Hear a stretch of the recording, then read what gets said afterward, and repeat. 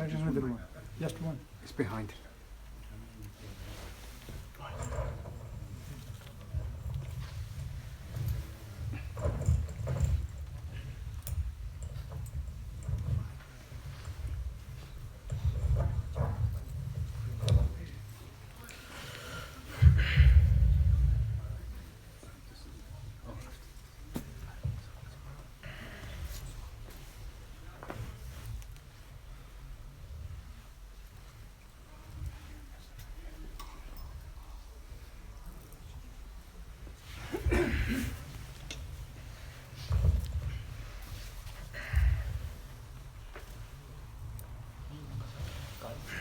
الحمد لله الحمد لله الحمد لله نحمده ونستعينه ونستغفره ونؤمن به ونتوكل عليه ونعوذ بالله من شرور أنفسنا من سيئات أعمالنا من يهده الله فلا مضل له ومن يضلله فلا هادي له ونشهد أن لا إله إلا الله وحده لا شريك له ونشهد أن سيدنا ونبينا ومولانا محمدا عبده ورسوله صلى الله تعالى عليه وعلى آله وأصحابه وأزواجه وبارك وسلم تسليما كثيرا كثيرا. أما بعد فأعوذ بالله من الشيطان الرجيم. بسم الله الرحمن الرحيم. يا أيها الذين آمنوا إنما الخمر والميسر والأنصاب والأزلام رجس من عمل الشيطان فاجتنبوه لعلكم تفلحون. إنما يريد الشيطان أن يوقع بينكم العداوة والبغضاء في الخمر والميسر ويصدكم عن ذكر الله عن الصلاة فهل أنتم منتهون. صدق الله العظيم. عن سهل ابن سعد رضي الله عنه قال رجل إلى النبي صلى الله عليه وسلم فقال يا رسول الله صلى الله عليه وسلم دلني على عمل أنا عملته أحبني الله وحبني الناس. فقال رسول الله صلى الله عليه وسلم ازهد في الدنيا يحبك الله وازهد فيما عند الناس يحب الناس. رواه الترمذي وابن ماجه. آمنت بالله صدق الله مولانا العظيم وصدق رسوله النبي الكريم ونحن على ذلك من الشاهدين والشاكرين والحمد لله رب العالمين. رب اشرح لي صدري ويسر لي أمري واحلل عقدة من لساني يفقهوا قولي. All praise is for Allah. We praise Him, we rely on Him, and we believe in Him. We seek refuge in Him from the vices of our deeds and from the evils of ourselves. I bear witness that there is no God but Allah. I bear witness that our Sire, our Habib, our Prophet, and our Habib, our Prophet Muhammad sallallahu alaihi wasallam is His servant and messenger. May Allah Almighty bless him and his household and his companions. There is none who Allah guides, no one can misguide him, and there is none to guide whom Allah lets go astray. Assalamu alaikum wa rahmatullahi wa barakatuh. May Allah accept this little effort of mine, and may Allah give me the ability to convey the message in the correct manner. Today I am sitting here in front of you all is not because of my efforts or because of my doing. Today I am sitting here due to the efforts of my parents and my teachers. Today I'm sitting here in front of you is because of their efforts and their du'as. If they had not put the effort in behind me, I would not be sitting here. I do not know which crowd I will be in. Last time I mentioned one thing. When I sat here a few weeks ago, I said before I started, I said that I'm not going to take much of your time. I'm not like my dad, not like my father. But I think some people misunderstood by what I meant when I said that. What I meant was I am not like my dad. I'm not like my dad in knowledge. In knowledge, I am not like him. It's not easy to come sit here and speak for half an hour constantly. Speak for 1 hour, 45 minutes. Even speaking for 10 minutes is a big burden to do this. Remember this, my dad knowledge is here and I'm just here. I'm just a little minor when it comes to this field. I'm just a beginner. MashaAllah, they are experts in this. My friends, my brothers, my mothers and sisters, the King of Kings, the Master of Masters, the Lord of the Universe, the Lord of the Arsh. He says, Ya ayyuhal lazina amanu, all believers, all the ones who declare La ilaha illallah Muhammad Rasulullah, innamal khamru wal maysiru, wal ansabu wal azlam, the khamr, intoxicant, drugs, cocaine, heroin, cannabis, weed, these are filthy things. Ritsun min amal shaitan. Ritsun, it is impure. Amal shaitan, it is from the works of shaitan. Fajtanibuhu la'allakum tuflihun. All you who believe, all you who want to attain salvation, all you who want to be successful, all you who want to attain Jannah, all you who want to attain paradise, who want to attain Jannat al-Firdaus, then stay miles and miles away from these intoxicants. إنما يريد الشيطان أن يوقع بينكم العداوات والبغضاء في الخمر والميسر. Do you not know that shaitan is causing enmity and hatred between you guys? Why? Because of these intoxicants. He is causing hatred between you. ويصدكم عن ذكر الله عن الصلاة ويصدكم عن ذكر الله عن الصلاة. Oh, do you not know he is keeping you away from the zikr of Allah, from the remembrance of Allah? He is keeping you away from the remembrance of the King of Kings. He is keeping you away from the remembrance of the Master of Master. He is keeping you away from the remembrance of the Lord of the Universe. He is keeping you away from the remembrance of the Arsh, from the Lord of the Arsh al-Kursi. He is keeping you away from the zikr of Allah. He is keeping you away from the Salah. He is keeping you away from your purpose in life. فَهَلْ أَنْتُمْ مُنْتَهُونَ. Will you not refrain from these? Will you not refrain from these evil things? Will you not stay away from these evil things? Why was we sent to this world? Allah says in the Quran, مَا خَلَقْتُ الْجِنَّ وَالْإِنسَ إِلَّا لِيَعْبُدُونَ. We were created, jinn and mankind were created to please Allah, to worship Allah. So what are we doing? Are we worshipping Allah in the right way? My friends, my brothers, there was hope by the pious and elders that in this century there will be born sons and daughters of the Muslim Ummah will be born. There was hope in this century we will see the likes of the great Imam Abu Hanifa. There was hope we will see the likes of the great Imam Ahmad bin Hanbal. We will see the likes of the great Imam Shafi. We will see the likes of the great Imam Jalaluddin Suyuti. We will see the likes of Hassan al-Basri. We will see the likes of Junaid al-Baghdadi. We will see the likes of Umar ibn Abdul Aziz. We will see the likes of Salahuddin al-Ayyubi. We will see the likes of Imam Shamil. There was hope that we would see the likes of Muhammad bin Qasim.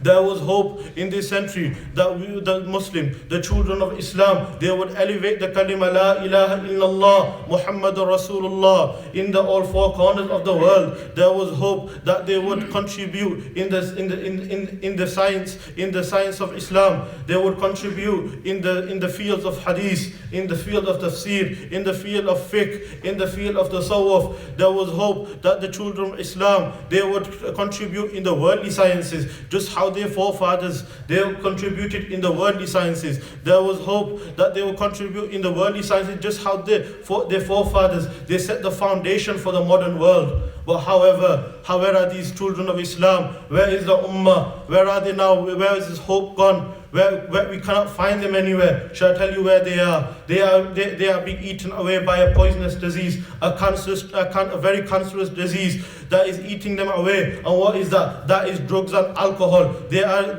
indulged in these days and age. They want to find their peace in this drugs and alcohol. Remember this: you will never find peace in drugs and alcohol. Some are busy taking drugs. Some are busy taking weed. Some are busy taking cocaine. Some are busy taking heroin. Then you get some who are drinking alcohol, who are downing bottles of alcohol. They're downing bottles like it is Zamzam for them. Then you get some, they are worse than the first two people. They are dealing these drugs. These people are dealing drugs and they are destroying the lives of Muslims and the non-Muslims and Muslims. They are destroying lives of their Muslim brothers and sisters. There are mothers crying at home. There are mothers crying at home that their children are on drugs. Their children are hooked on drugs, but they do not care. there, they're dealing. Remember this, the Muslim brothers, they're all brothers. Prophet ﷺ has said they are all black brothers to each other. And you are there destroying their lives. You are feeding them this poison. You are giving them this poison. Why are you giving this? Why are you giving them this poison? Because you want to earn a little bit of money. You want a little bit of fame. You want to earn a bit of luxury in this life. You want to enjoy the flashy cars. You want to drive around. Remember this, fear Allah. Wallahi, if the mother who makes dua, the person who you are giving this drug to, and the mother at home, she's crying, she's making dua. Remember this, the dua of a mother is always accepted. Fear Allah. Do not get caught in the punishment of Allah. Remember this, once you get caught in the punishment of Allah, then no one can help you. Only turn to Allah before it's too late. Turn to Allah. Wallahi, Allah is Arhamar Rahimeen. Allah is the most merciful. Allah is just looking for an excuse to forgive someone. Look at the Qawm of Yunus alayhi salam. When they were about to get punished, what did they do? They went to the mountains and they beseeched Allah. They asked Allah for forgiveness. They asked Allah for forgiveness. They cried in the mountains. The mountains, what happened? There was echoes of their forgiveness from Allah. And what did Allah do? Allah forgave them. Same way, Wallahi, go to Allah. Turn to Allah. Ask Allah for forgiveness. We are so. Why are we in this world? Why do we have love for such materialistic stuff? Remember this, Shakim Akhtar Rahmatullahi Alayhi, he says in a couplet, why this world that we will never return to? Why should we have love for this world when this world is just temporary? These flashy cars we have, these houses we have, these cars we have, these monies we have,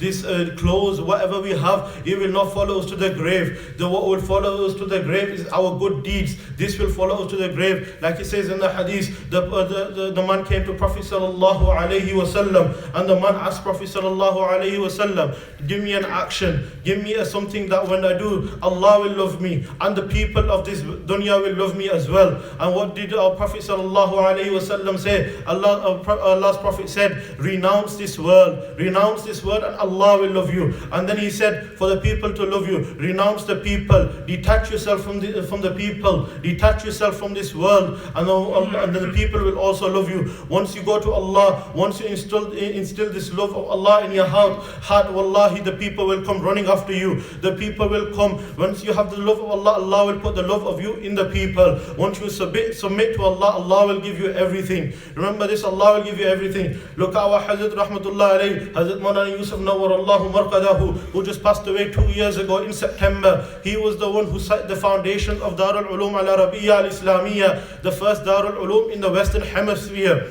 He is the one you should see. When they say look at the pious people, you should not look at the later life. The later life, you might say, oh, he's living a life of luxury. Look at their starting life. Look at their beginnings, where they have come from. Look at our Hazrat Rahmatullah alayhi, where he came from. Look at when guests used to come to his house, when they used to come meet him, he did not have enough tea bags to even give to make tea for the guests. This was his beginning. What he did, he detached himself from the world. He renounced himself from the world. He did not go towards the people. He did not follow the people. But instead, he used to turn to Allah. He used to ask Allah for help. He used to beg Allah in the nights and crying. There are people who have said when he used to stay in our house, we used to just hear crying from him at night time. This was the love he had for Allah. Now this love, what did Allah give him in return? If you look at his later life, Allah blessed him so much. Allah gave him the dunya, Allah gave him the akhirah as well. Why? Because he turned to Allah. He did the work of Allah. He pleased Allah. He left this dunya and he just went for Allah. And Allah at the end, a doctor came to him. A doctor gave him keys, a mansion. He goes, here, this is hadiyah from me. This is what happens when you please Allah. Allah will look after you. Remember this, if you do the deen work, Allah will never let you go empty-handed. Allah will never let you go empty stomach. Look at the scholars. If you see the scholars, you probably be amazed. They probably have seen more foods than you have ever in your life. They have probably seen rare foods from different countries. You won't imagine. You'll be gobsmacked what they have when they go to a Dastarkhan. They'll have 10 different foods in front of them. This is Allah providing for them. This is Allah. Allah says, if you do my work, I will look after you. Remember this, when you do the work of Allah, Allah will look after you. Now then, another story comes in mind of Hazrat Rashid Ahmad Gangohi rahmatullah alayhi. Hazrat Rashid Ahmad Gangohi rahmatullah alayhi, when in the Sufi, in the Tasawwuf link, he's one of the Mashayikh. And the Mashayikh always link back to Prophet sallallahu alayhi wasallam. From our Mashayikh is Hazrat rahmatullah alayhi. From Hazrat rahmatullah alayhi, Hazrat Sheikh Zakaria Madani rahmatullah alayhi, who is buried in Jannat al-Baqi, who is the author of Fazail Amal. Then after him is Hazrat Sheikh Zakaria rahmatullah alayhi, is Hazrat Maulana Khalil Ahmad Saharanpuri rahmatullah alayhi, who is also buried in Jannat al-Baqi, who is the author and who is the commentator of the hadith book Sunan Abu Dawood. He is about 20 volumes. He has written a commentary on it. And then when his Sheikh is Hazrat Sheikh Rashid Ahmad Gangohi rahmatullah alayhi, if you read in his biography, he says, I have turned away from this world. I tried to run away from this world, but what happened? This dunya is coming and running to me even more. The more I run away from it, the more it runs towards me. But remember this: if you run towards the dunya will run away from you. If you run towards the people will run away from you. But if you turn towards Allah, if you go towards Allah and you denounce the people, you detach yourself from the people, Allah will put the love of people. They will come running towards you. The wealth, the dunya will also come running towards you. Allah will look after His people who do His khidmat, who do His deen. Now a hadith comes in mind where it says the 7 people will be shaded in the day of judgment. And then from them I just want to mention two of them people. One is the one who is attached to the masjid, and the second one is the one who has spent his youth in the worship of Allah. And now the first one, the one who is attached to the masjid. How do you become attached to the masjid? You come to the masjid, you come and read salah. There is a great emphasis. The men, they should come to the masjid and they should read salah with Jummah. That is what men should do. There is more reward in reading with Jummah. Yes, it's understandable if you are at work or if you are busy, you have a valid excuse, you cannot come. But now if you see in the masjid, is generally populated by the elders, by the youngsters, you don't see many. But inshallah, we should try and make our efforts. We should try to come and read salah in the masjid. Even if we start off with just one salah a week, excluding Jummah. Jummah you have to come. Just make your effort to come with just one salah or even one salah a day. Then inshallah you can build from there. This you will come under the hadith of being attached to the masjid. When you are attached to the masjid, you will be under the shade of Allah. Another way of becoming close and attached to the masjid is coming and helping in the masjid. They say in Urdu, khidmat se khuda milta hai. They say khidmat se khuda milta hai. By serving, you will get close to Allah. Yes, you have the books. You will study with these books. There's a limit to it as well. But when you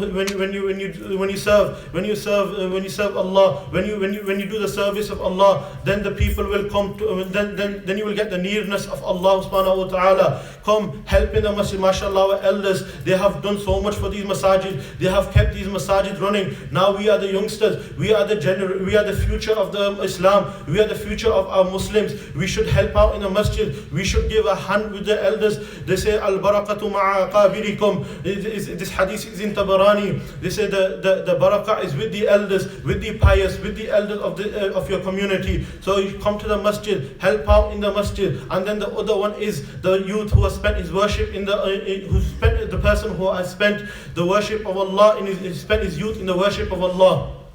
Now, the scholars say the one who Allah guides him to a pious person, or he befriends a pious person, he is very lucky. He will be in the worship of Allah, and then he will spend his youth in the worship of Allah. The scholars say till what time, till what age is our youth? Our youth, they say, the majority of the opinion, our youth is till 30 years old. Inshallah, if they say is spending a time with the scholars. Why? Because they will keep you they will keep you in the straight path. They will keep you from disobeying Allah. In our youth, what do we want to do? We just want to chill. We want to doss around. We want to go here and there. We want to go clubbing. That's what our majority of our youth are doing. It's very sad to see this, but they would rather spend more time in clubs and in the marketplace and on the street corners than in the masjid. Come to the masjid. This is where Allah's rahmat is descending. This is the house of Allah. Whose guest are you? You are the guest of Allah subhanahu wa ta'ala. What better guest can you become than becoming the guest of Allah? Now, like I said, attaching yourself to someone, attaching yourself to a pious person, to attach yourself to someone who will put you on the straight path, to attach yourself to a sheikh, they say that tasawwuf, nowadays some scholars say tasawwuf is necessary for a person to become bayt. They say bayt, some people say it is bid'ah, some people say it's not allowed. But if you look in Bukhari Sharif, Kitab al-Iman, there is a hadith where Prophet sallallahu alaihi wasallam said, come to me, come bayt to me. The way the Sufis, the sheikhs, they do bayt nowadays, that we will not steal, we will not commit zina, we will not lie, except when this oath they take, this is the same oath they take of Prophet sallallahu alaihi wasallam. This is proven from ahadith. Now this tasawwuf, what they say is not part of Sharia as well. This tasawwuf they say is not part of Sharia, is something different. Remember, this is also part of Sharia. This is also part of Sharia. Now we have two parts, the inwards and outwards. The outwards, what we learn is from the books. They tell you how to deal with your businesses, how to deal in day-to-day life, how to do salah, how to do hajj, how to do umrah, how to do zakat. Then you have tasawwuf. Tasawwuf is the one that will sort your inside illnesses out. That will the spiritual illnesses you have. The sheikh, he is like a doctor to you. He will know what illnesses you have. He will rectify your illnesses, and once these illnesses are rectified, you will reach such a stage that even the angels become envious of this person. And remember this, there are so many makhlooks